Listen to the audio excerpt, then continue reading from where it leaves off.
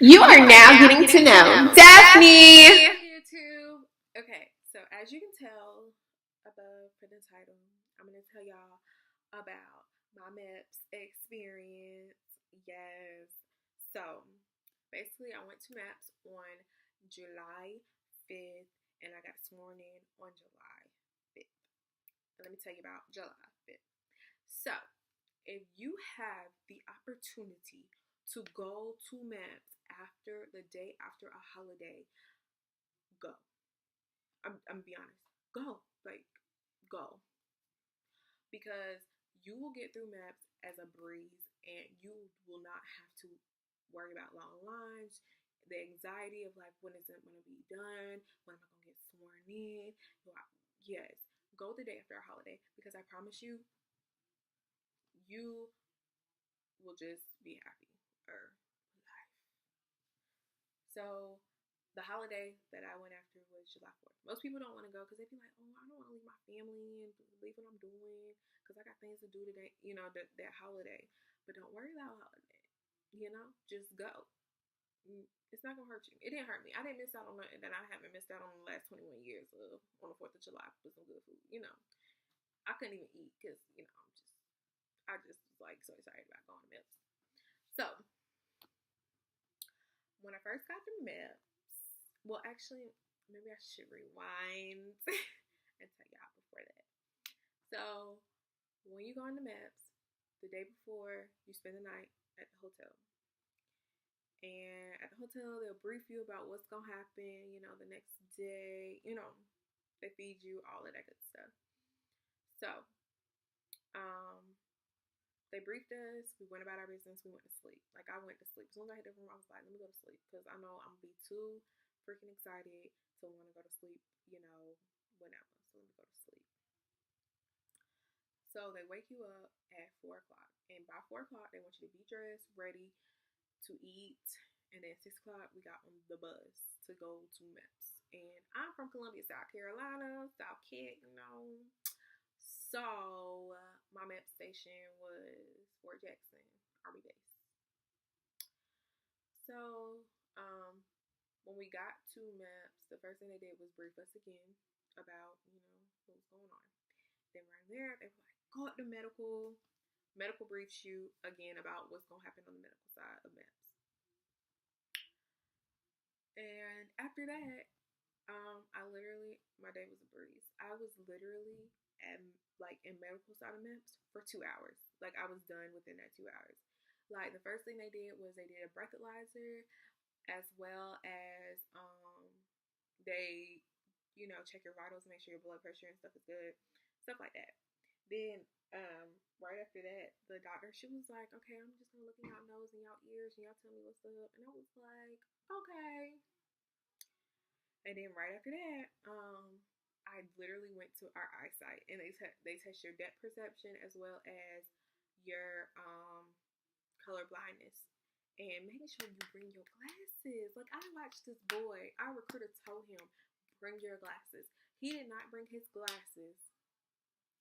Tell me why this boy had to go home and come back again because he didn't bring his glasses. But the recruiter tell you 1,000,001 time, bring your glasses. So make sure you listen, people. Listen.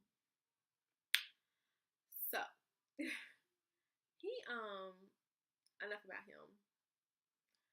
But I do know for a fact that if you have problems with depth perception, you do not get disqualified. Do not let nobody tell you get disqualified, because you do not get disqualified. It limits you to the jobs you get to have. That's the only thing. You limit your jobs. Now, colorblindness, I'm not too positive about that because I can see. Like, I got good color. I'm good. So from there on, that literally took like 2 minutes. Like, we was in and out. Then we did the hearing test. After the hearing test, you just pushing a button. Clicky, clicky. Every time you hear something. So, like, even if it sounds real faint, push the button because you heard it. Because you can only hear it in your headphones. Other than that, that was pretty much that part. Another thing I had to do was after that was I went and I did my exam, my ladies exam. And ladies, it's not bad. It's just a little peep. Close your legs. Like, they're not gonna be spreading it and giving you no pap smear, no none of that. So they get personal and stuff, but not that personal. They make you bend over, cough, make sure everything's, functioning. But it's not like they're all into you like this. No. It's more like they backing up because they don't want to see all of that. So just relax. I don't like people to see me naked either. So just, it's okay. I promise. And from that on, like the most awkward probably was that wasn't even awkward to me. The most awkward time I had at MEPS was literally peeing in front of somebody because the lady, I held my pee all day just for the last 15 minutes for me to take my urine test. I was feeling some type of way because I was like, I could have drunk water and been okay and still took this urine test, but it was awkward because the lady I'm originally from New York, so the lady kept talking to me about New York, and I was like, this is so awkward. Like, why are you talking to me about New York? Like, stop. Like, I just want to pee. Like, don't talk to me. Like, turn your head, do something, but just don't talk to me. But she tried to make me feel comfortable, and I mean, I was okay with that. The next thing after the urine test was they take you in the room and they tell you and the girls or whoever's with you, they be like, okay, y'all need to strip. So me and the girl who was there with me and her, we stripped down to our undies and our bras. Okay, so we did our duck walk. We did like all these different like things, like maybe I might do a video later on how to duck walk and all the other things they made us do. Well, she made us do, the doctor made us do. But it wasn't really that hard. It was kind of fun because she let us like battle each other and stuff. But it was feel cool. Like, it wasn't as bad as I thought it was. I was like, I don't know, I'm kind of awkward, so I didn't want to like duck walk and be awkward. But it really wasn't that bad. But after that, she was like, okay, well, y'all, time to step on scale. So when I stepped on scale, of course, my recruiters measured me at a height that I really am. But MEPS measured me at a height that I really wasn't. So the MEPS measured me at like 5'2.5", but I'm really like almost 5'4". So I ended up having to be a lot smaller according to MEPS than I really am. So I had to get taped, and I got taped, and I passed tape. And the girl, she was taller than me, but she had a lot of curves and stuff, and she passed MEPS too. So I mean, it was all for a good day. And then the next step was got blood drawn, test you for I think HIV or something like that, or test you for something in your blood. But yeah, and literally that was it. I kid you not. That was it. That was it. And then right after that, I literally went downstairs to my liaison office and I waited to get my job. And after I got my job, I sat around and waited for forever. Literally. I mean, but it went by really, really fast because I felt like it makes you a little bit more like excited about the military because as I was waiting for everybody else to be done with their liaison, talk to them or whatever, I got to talk to a whole bunch of kids who were about to leave to go to Paris Island to join the Marines. And like, to me, I'm 21. So to watch them, and they were just fresh out of high school, just turning 18. One girl was 17, and like all the little boys, they looked so young. Like, I was like, my heart broke. Well, my heart didn't break. I just got really excited for them, and I asked them, like, we had like good conversations, stuff. Like, I felt like I knew them personally. I'm the type of person I like to feel like I know somebody, like, we cool. But yeah, like, I got to talk to them. Like, I think I was more excited for them than they were excited to go to, Paris Island. But they were so fresh and young, and it was just a good to, like, you know, see somebody, you know, like, it made me ready to, you know, be in the Navy.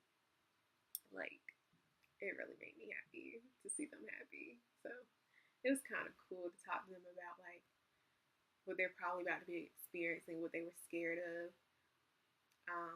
about doing, and like what they want to do after the military, if they wanted to do, you know, how many years and stuff like that. So it was kind of cool to talk to them, but I wish that I could have got like their Instagrams or Snapchats or something to see them like after what would happen, the transformation after they came back, because they should be graduating like last week or something like that.